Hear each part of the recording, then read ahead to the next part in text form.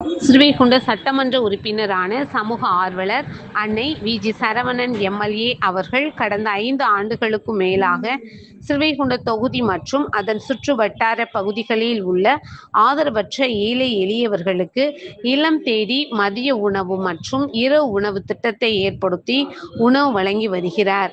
இந்நிலையில் தமிழக வெற்றிக் கழகத்தின் ஐம்பெரும் கொள்கை தலைவர்களுள் ஒருவரான சமூக ஆர்வலர் அஞ்சலையம்மாளை கொள்கை தலைவராக அறிவித்ததன் ஏற்பால் தமிழக வெற்றிக் கழகத்துடன் இணைந்து தமிழகத்தின் நிரந்தர முதல்வர் திரு சி. ஜோசப் விஜய் அவர்களின் ஆசியுடன் கழக பொதுச் செயலாளர் அண்ணன் புசி என். ஆனந்த் அவர்களின் வழிகாட்டுதலின்படியும் 6/7/2026 அன்று 1453வது நாளாக ஏரல், உண்டியலூர், ஸ்ரீவைகுண்டம், கோட்டைக்காடு, சிறுதொண்டநல்லூர் மற்றும் கீழமங்கலக்குறிச்சி அதன் சுற்று வட்டார பகுதிகளில் உள்ள 163 ஆதரவற்ற ஏழை எளியவர்களுக்கு ஸ்ரீவைகுண்ட சட்டமன்ற உறுப்பினரான சமூக ஆர்வலர் அன்னை வி.ஜி. சரவணன் எம்.எல்.ஏ.